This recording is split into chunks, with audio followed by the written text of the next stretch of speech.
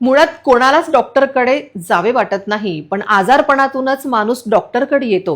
पण या आजारपणातून बाहेर काढणारा देवदूत म्हणून डॉक्टरांची ओळख आहे.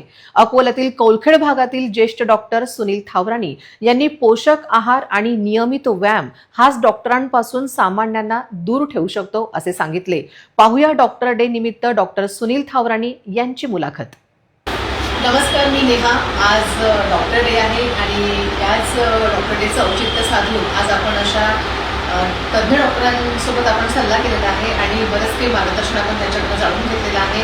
निरोगी आणि स्वस्थ आयुष्य जगण्यासाठी नेमकं काय सेवन करायला पाहिजे, सोशल मीडियाचा प्लॅटफॉर्मचा उपयोग जे आता सध्या जास्ती सुरू आहे, पण काही पेशंट असे असतात की थोडी रील बघितली की त्यांना वाटतं की आजारातून आपण स्वतःच घरी डॉक्टर बनून एक औषध घेऊ शकतो.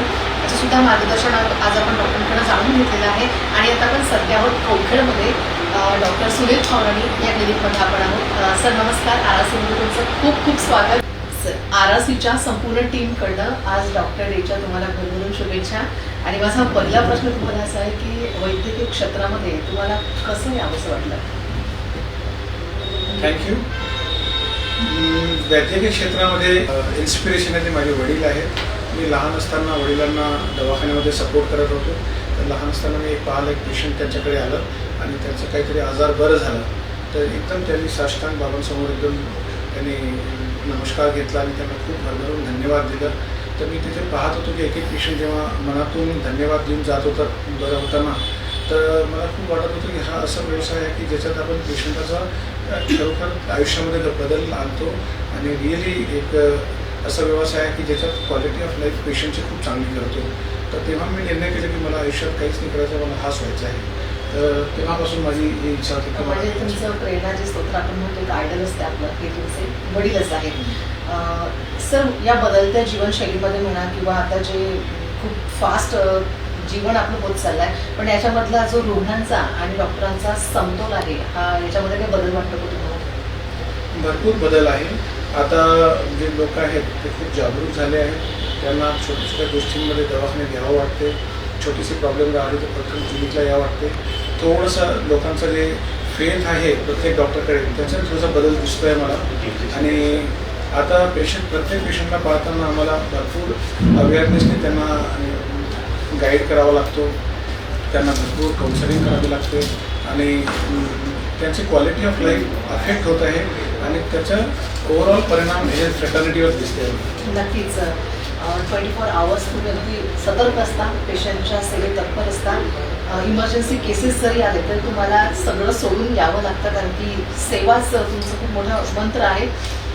सर, पण या सगळ्या जीवनशैलीतून, या सगळ्याच्यामधून तुम्ही स्वतःचं मानसिक आणि शारीरिक आरोग्य कसं जपता? माझं ओव्हरऑल जितकं प्रेशराईज वर्क आहे, तितकं ओव्हरलोडेड OPD आहे, तिथं मी पाहतो आहे की जितकं मेंटल प्रेशर किंवा बाकी काही आहे तर त्याला हँडल करण्यासाठी एक पॉझिटिव्ह ऑटो ॲनालिसिस महत्त्वाचं मी करतो. त्याच्यानंतर स्मॉल मेडिटेशन्स आणि इंट्रोस्पेक्शन्स, ओव्हरऑल जे पूर्ण दिवसाचं आहे की माझ्यासोबत जे घडलं की त्याच्यात अजून काय मला चांगलं करता येईल, आणि एक अर्धा तास एक्सरसाइज करतो. त्याच्यानंतर मी थोडंसं हेल्दी डाएट आणि हेल्दी फूड खाण्याचा प्रयत्न करतो. नक्कीच. ज्या परीने आपली जीवनशैली बदलते तर लोकांचा कल खूप फास्ट फूडकडे गेलेला आहे. Junk food, fast food, even लहान लहान मुलांपासून तर वयोवृद्धांपर्यंत लगेच जो पिझ्झा वगैरे ऑर्डर केलं जातं. पण बदलते जीवनशैली आणि येणारे हे आजार, याचा बॅलन्स आणि याची खबरदारी पेशंटनी कशी घ्यायला पाहिजे? मला असं वाटतं की प्रत्येक पेशंटने जसं सुरुवातपासूनच स्वतःच्या मुलांना किंवा परिवाराला त्याच्याबद्दल अवेअरनेस त्याचे जसे करून द्यायला पाहिजे की हे जे फूड आहे ओव्हरऑल हेल्थसाठी चांगलं नाही आहे. तर प्रत्येक परिवारामध्ये जसं फास्ट फूड आहे की 1 day cheat day in a week असं करायला पाहिजे की तुम्ही 6 दिवस हेल्दी फूड घ्या आणि 1 डे तुम्हाला आवडतं फास्ट फूड आहे ते घ्या.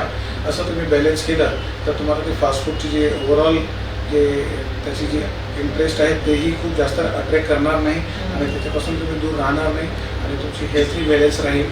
1 डे तुम्ही वीकली घेतलं तर तेवढं तुमच्या हेल्थला ते अफेक्ट करणार नाही. नक्कीच. आज डॉक्टर डेच्या निमित्ताने आपल्या आवाजाच्या सगळ्या दर्शकांना तुम्ही काय लाख मोलाचा सल्ला द्याल?